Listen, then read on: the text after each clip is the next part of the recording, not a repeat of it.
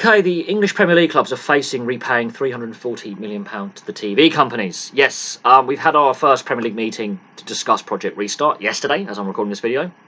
And the TV companies have got their knickers in a twist because there's no games getting played. They're losing subscribers. BT and Sky. BT are hemorrhaging money anyway. And they want to get their money back. They want to get compensated for the lack of football. So they're putting their financial interests first over, the health of the players, the non-playing staff, the arena staff, basically. The TV companies are selfish. Plain and simple. And because if Project Restart goes ahead, that's a change to the schedule that they weren't planning for when they bought the TV rights for 2019-2022, for this period. And the TV company's saying, well, because there's a change to the plan, we want to get compensated because we can't have our evening kickoff on a Friday and our evening kickoff on a Monday. The kickoffs that fans don't like. They can't get their lunchtime kickoff on a Sunday, which fans don't mind so much. The evening kickoff on a Saturday they don't get. Fans hate that. So all the kickoffs that fans hate look like being scrapped in Project Restart. The TV companies don't like that. The fans love that. Now, there's other things coming up in the next month that are really crucial. There's a timeline of events that are going to take place. And there's a lot happening in May. A lot is happening in May in regards to Project Restart. There is a PFA meeting on the 13th of May. This is crucial because a lot of players, at least off the record, are voicing their concerns about Project Restart, and a lot of them don't want to play until the virus is more under control. Now, Danny Rose has gone and had an expletive rant on his social media accounts about he doesn't want to, how he effing doesn't want to do this and effing doesn't care about the nation's morale. So Danny Rose is, well, Danny Rose, and is a controversial figure anyway, but he's had an expletive-ridden rant on social media and how he's refusing to take part in Project Restart for now. So the PFA meeting is going to be crucial. The other players have been less expletive in their concerns, voicing them going, we're not sure we want to be ready to put ourselves, our non-playing colleagues in the coaching staff and the backroom staff and the club staff at risk at this time. So there are concerns from the players. That PFA meeting is going to be crucial. If they come out against Project Restart, that poses a problem for the rest of the timeline. On the 14th of May, the following day, the Culture Secretary is meeting the governing bodies, that's the FA, the Premier League and the Football League, about Project Restart and should the lower league seasons be voided, and how to get the ball moving in regards to, should we call the season now, or should we try and come up with a Project Restart plan, neutral venues, behind closed doors, and when football can resume. So that's a meeting happening on the 14th. But the PFA meeting, I think, is more crucial because I think there will be a vote on how the players feel. And they have a big part to play in this. If the players don't want to play, the clubs can't force them if push comes to shove. Because until the lockdown measures are eased a bit more, the infection rate drops, the players have a point. Anyway, there's another EPL meeting on the 18th, similar to one we had yesterday, where the options are going to be discussed. And this is just the Premier League. On the same day, the plan is to have group training resume because they want to obviously get players up to speed fitness-wise in order to play effectively without having injuries and other concerns. Now, there's a problem here. The UK government has brought in a 14-day quarantine rule for overseas travel, and a lot of players who are foreign nationals are overseas right now. We know there are players in Argentina. We know there are players on the European continent. And if they are to come back, they have to come back and then quarantine for 2 weeks. They cannot take part in any team training or playing activities. So this does pose a problem. If they are to say, yes, training is going to resume now, they have to start getting the players back 5 days ago. So that's a problem. So yes, the Premier League is on the back foot.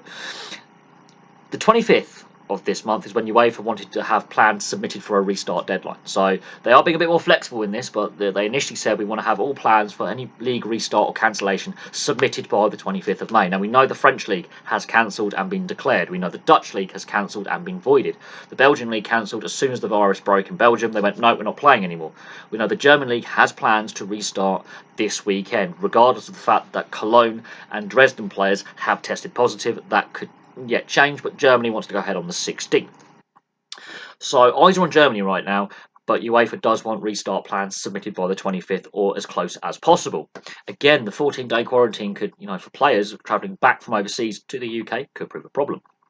The 1st of June is the date allowed for pro sports to resume provisionally in England. That does include Wales, Scotland or Northern Ireland. So there are 3 Football League clubs based in Wales. That's Cardiff, Swansea and Newport County. So that could pose a headache for the Football League. Now, Swansea and Cardiff are in the Championship.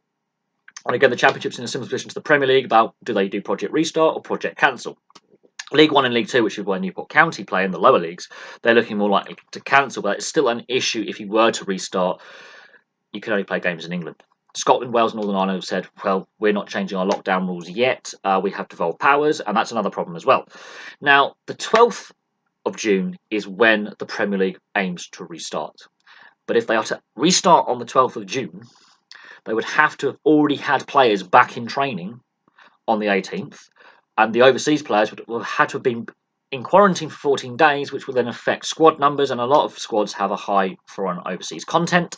So teams like Chelsea, for example, and Manchester United have a lot of overseas players, as Man City, for example.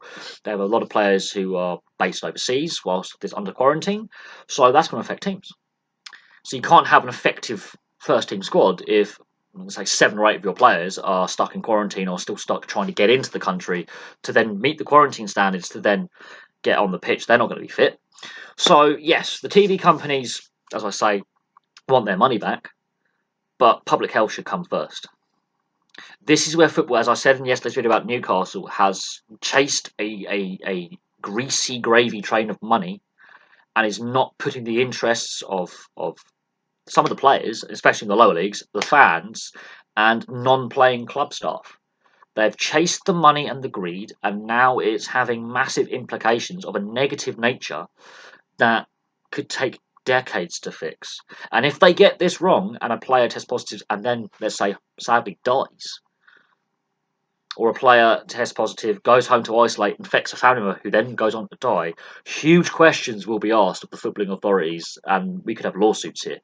We're already seeing legal rumblings within the PFA, within the Football League, about Project Restart, Project Cancellation, and a lot of proposals have been put on the table by the various leagues from League Two to the Premier League, and there could be legal challenges as well. This becomes a minefield.